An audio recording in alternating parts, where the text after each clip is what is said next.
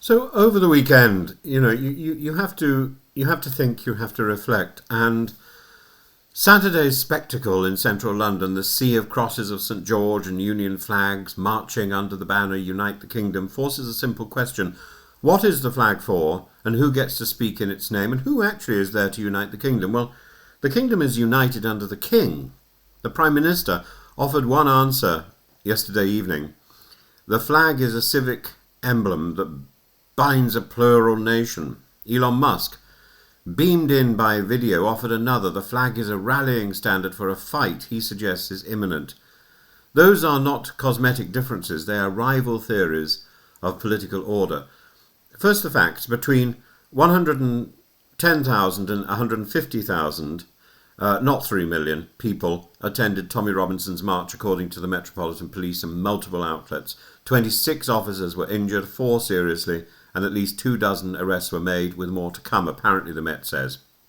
Hope Not Hate assesses it as the largest far-right protest in modern Britain, and in his first response, Keir Starmer affirmed the right to peaceful protest, condemned assaults on police, insisted no one should feel intimidated because of their background or the colour of their skin, and said Britain will never surrender its flag to those who use it as a symbol of fear and division. Now contrast that with Musk's rhetoric to the crowd, a call for dissolving Parliament and the assertion that violence is coming, you either fight back or you die.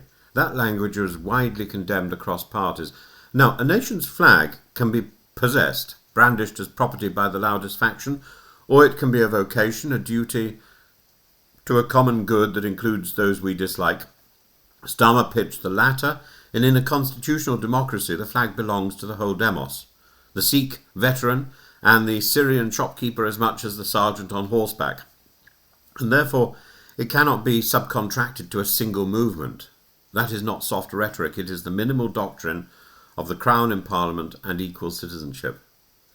Musk's framing recast the flag as a wartime banner. Violence is coming is not a policy argument, it is an invitation to preemption as politics of adrenalized dread. And once you adopt that lens, opponents are not fellow citizens to persuade, but obstacles to remove. And that is why responsible Conservatives and Liberals alike should repudiate this turn, not because they must agree with Starmer on immigration, but because they must agree on rules of engagement.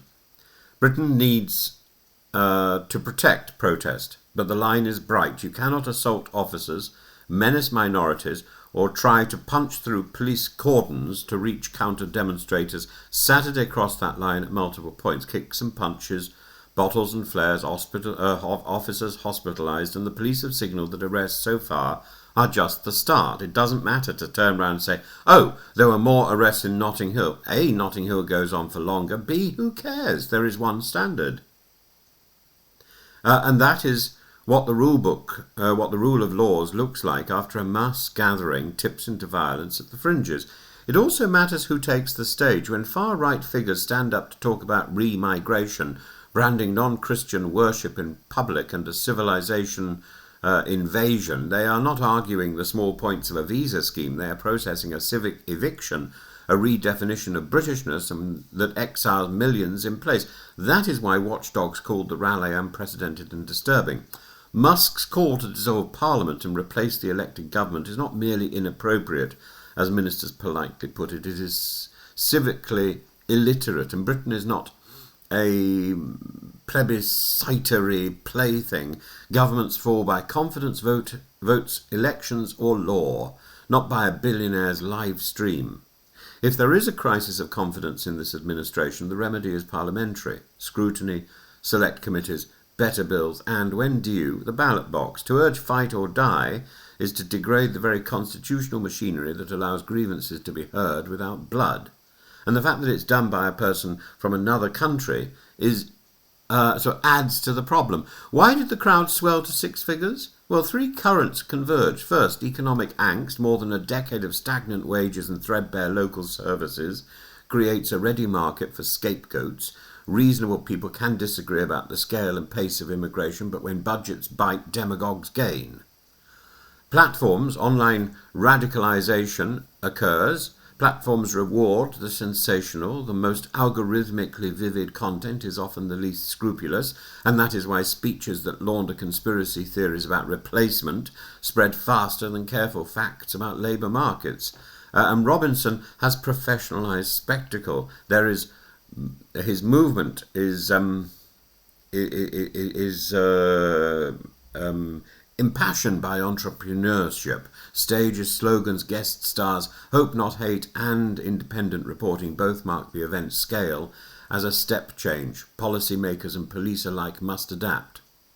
What should government do now? Well, there are three imperatives, each compatible with a firm border policy and a liberal constitution.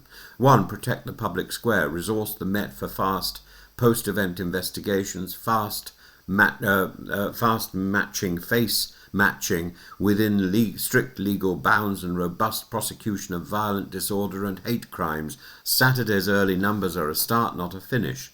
We need to own the flag. We need to make inclusion ceremonies visible. We need to fly the Union flag more, not less, and pair it with stories of service from Britons of every origin. Starmer's line only works if it is embodied. Citizenship ceremonies in number 10 staterooms would send the right signal. We need to drain the grievance economy. We need to publish clear, numerate immigration targets by routes, work, study, protection with quarterly audits to reduce rumour. Couple this with visible removal of those with no right to remain, and equally visible penalties for employers who employ migrants. Legitimacy requires both cogs turning. And what should the opposition and civil society do? Well, they should reject Musk's framing while holding the government to account for operational failure, from border processing to police tactics, without feeding apocalyptic narratives. Faith and civic leaders should convene. We should have cross-community flag events, parades and services that re-ritualise belonging in calm, not in confrontation. And when a speaker warns that violence is coming, the amplification choices of large accounts are not neutral. Civic stability and press freedom both depend on not confusing virality with virtue. A flag can be a warning sign, a rag flashed at a bull, or it can be a vow. Saturday we saw both. If we